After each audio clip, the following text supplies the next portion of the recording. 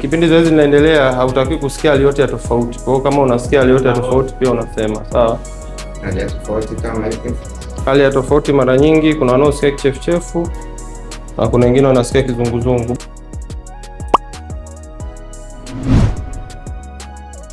Hapa tumetembelewa na dona wetu wa hiari. Zoezi linaloendelea mbele yetu hapa ni uchangiaji wa damu.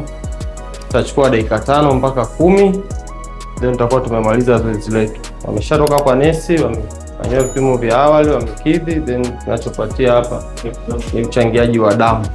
Vigezo ambavyo vinampitisha moja kwa moja mchangiaji wa damu, cha kwanza kinakuwaga ni uzito, kwa sababu anasema kiwango cha uzito kinaendana na kiwango cha damu mara nyingi, sawa. Na sasa hivi wameongeza kipengele cha BMI pia. Mtu anatakiwa awe kwenye recommended BMI. Mtu ambaye ni obesity ana uzito kupita kiasi, kuna chance ya kuacquire lipemic blood, kwamba damu ambayo ina mafuta mengi, na mara nyingi hiyo ni moja ya criteria ya kuidiscard kipindi tuna sort, ukiachana na maambukizi. Lakini pia umri wake huo una range miaka 18 mpaka miaka 65. Awe mwenye afya bora, asiwe ana historia ya kutumia dawa katika kipindi cha wiki 2 zilizopita, hususan antibiotic. Kama unavyojua sasa hivi dunia ina fight AMR, antimicrobial resistance. Kwa hiyo mtu akiwa ana dozi ya antibiotic au haja complete au anaendelea nayo, kuna chance ya yule mtu atakayeenda kupatiwa hiyo damu akapata incomplete dose. Kwa kitendo cha kupata incomplete dose kinasababisha huyu mtu apate resistance juu ya hiyo damu ambayo amewekewa.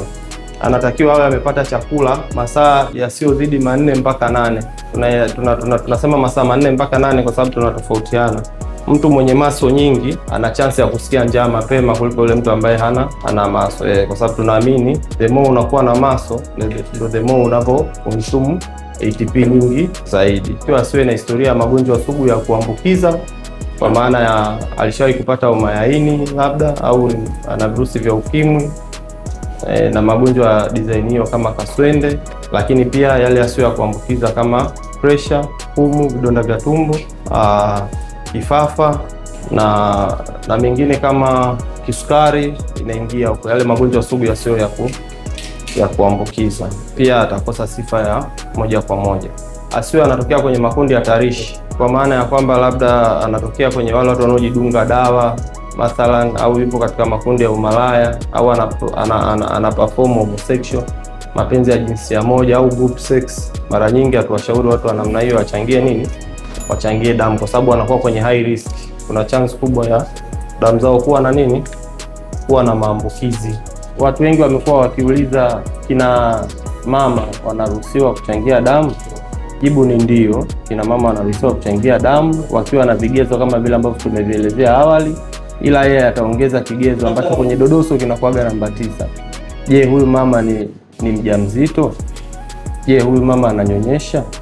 Huyu mama yupo kwenye siku zake? Kama vigezo vyote hivyo akivitimiza, kwamba hanyonyeshi, sio mjamzito na yupo kwenye siku zake, na zile criteria za huku juu zote amepita, moja kwa moja anakuwa amekidhi vigezo vya uchangiaji wa damu. Leo nimechangia damu kusaidia wenzetu ambao wana uhitaji wa damu. Tunahimiza wenzangu wanawake, jamani, tujitokeze kuwasaidia wenzetu ambao wana uhitaji wa damu. Nimejisikia vizuri tu, nimejisikia kawaida kabisa.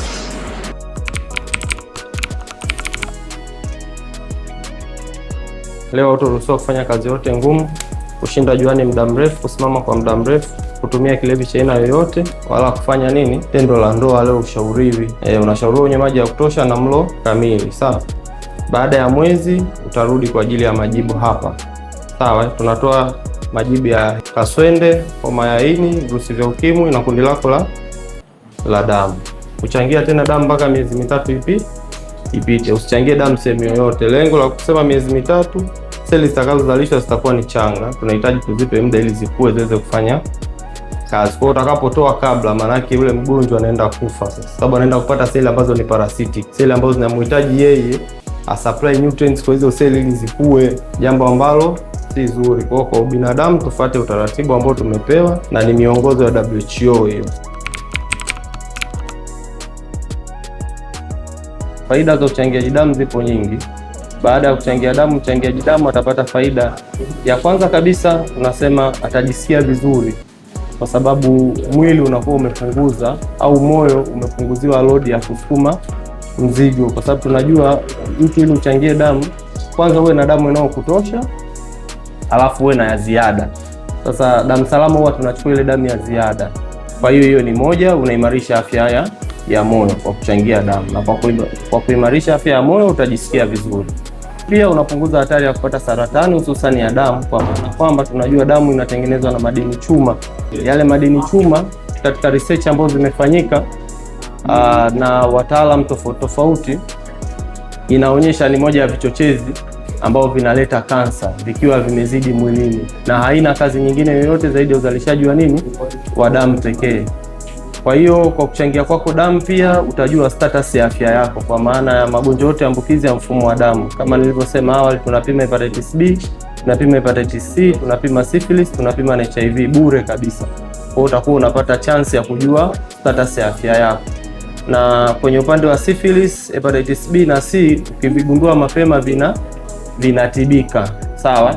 Hata HIV ukigundua mapema kuna chance ya wewe kuto kudevelop zile dalili au kwenda kwenye stage ya nini, ya ukimwi, kwa maana ya upungufu wa kinga mwilini. Utakuwa tu unaishi navyo lakini umewahi kuvifubaza.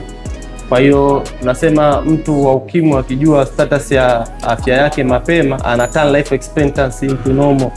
Yaani ile kadirio lake la kuishi linarudi kama kawaida endapo hatofika kwenye stage ya nini, ya ukimwi, kwa maana ya upungufu wa kinga mwilini. Lakini la mwisho kubwa ni sadaka, si ndio? Tunajua sadaka kwa maana ya kwamba tunazidi kujiweka karibu na Mungu, kama tunavyosema kwa upande wa Katoliki na dini zote, kwa maana ya Ukristo na Uislamu, wote wanaamini kuchangia damu ni matendo ya nini? Ni matendo ya huruma. Kwa hiyo kwa kuchangia kwako damu, moja kwa moja unaenda kujiweka karibu na Allah Subhanahu wa Ta'ala. Watu wa pwani wanasema.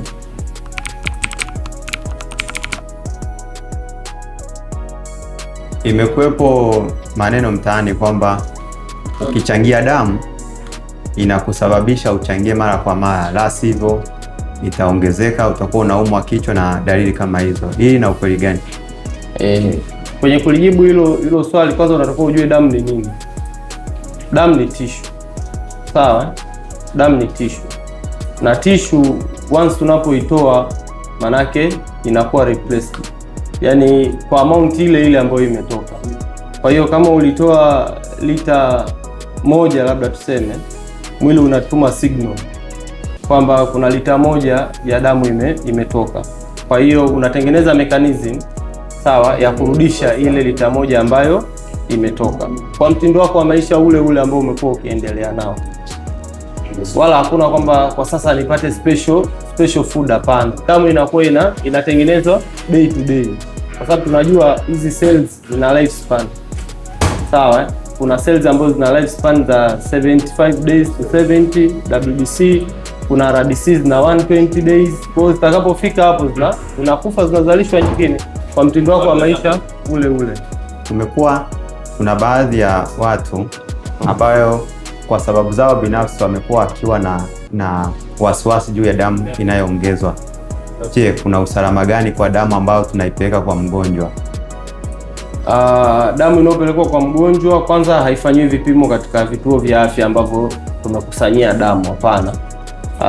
WHO ilitoa mwongozo kwamba kuwe na kanda ziwe centralized, iwe rahisi kuzimonitor, kwa maana ya kuangalia mienendo yao ya ufanyaji kazi, lakini ubora wa huduma ambazo wanazitoa. Kwa hiyo WHO wakarekomendi kila taasisi au kila hospitali isiwezeshwe uwezo wa kuwa inapima damu zake zenyewe, ili basi iwe rahisi kumonitor kile ambacho au majibu yale ambayo yanatoka, je, yana ubora? Kwa hiyo ikatengeneza kanda. Kwa hiyo Wizara ya Afya imetengeneza kanda. Kwa hiyo kuna zono ambazo zinahusika na blood transfusion services. Wanafuata miongozo yote na wanapima mara ya kwanza kwa sensitivity kubwa. Kwa hiyo any likely inakuwa picked hapo. Kwa hiyo kuna chance hata ukawa hauna HIV mathalan, lakini mashine ikapick any likely ukiwa na kiashiria chochote kinachoonyesha kwamba una signal za kuwa na mdudu wa HIV, mashine itapika katika sensitivity ya juu. Kwa hiyo chance ya kupata true positive inakuwa imepungua, lakini true negative ni 100% kama sio 99.99. Kwa hiyo kuna chance ya kupata false positive, ila kwa asilimia kubwa tunapata true negative, ambayo ndio ina faida kwa yule mlaji wa mwisho. Mgonjwa yeye anahitaji damu ambayo haina maambukizi au viashiria vyovyote vya maambukizi, na ndio kitu ambacho kinafanyika kwa kutumia hizo mashine. Sawa. Kwa hiyo tunaamini kwamba hata kama mtu atakuwa na stage za awali kabisa za maambukizi, kwa sensitivity hiyo ya mashine ambayo imesetiwa, atakuwa picked kama mgonjwa, ambako tungetumia hizi rapid test za huko hospitali tungehitaji window period ya wiki 2, mwezi mpaka miezi 3 kuconfirm kwamba huyo mtu hana hayo maambukizi. Kwa hiyo mashine zile zinaturahisishia shorten hiyo window period na kudetect hayo maambukizi. Kwa hiyo usalama moja kwa moja kwa kufuata hiyo miongozo ni wa kiwango kikubwa, tunaweza tukasema 99.9. Damu inaweza ikakaa kiasi siku ngapi mpaka isiweze kutumika? Kwa blood bag ambazo tumekuwa tunasupply Tanzania hapa na MSD, mara nyingi zinakuwa zina CPDA. CPDA anticoagulant ina uwezo wa kustore damu katika 2 to 6 kwa siku 35. Kwa blood bag nyingi ambazo tunasupply zina CPDA. CPDA ni citrate, dextrose, phosphate, aconitas. Sawa, ina store damu kwa siku 35 kwenye 2 to 6, ambayo ina supply anticoagulant at the same time nutrients. Kwa zile seli hai zitaendelea kula, lakini pia damu haitoganda ikiwa nje ya nini, ya human body. Sababu tunajua damu ikitoka nje ina tendency ya kuganda. Kwa hiyo ile ita supply anticoagulant, lakini pia at the same time ita supply na hizo nutrients. Na ni ipi kauli mbiu ambayo unaweza ukatuachia sisi wa Tanzania? Ile iliyo kuu wanasema changia damu okoa maisha, lakini tone la damu tu linatosha kuokoa maisha.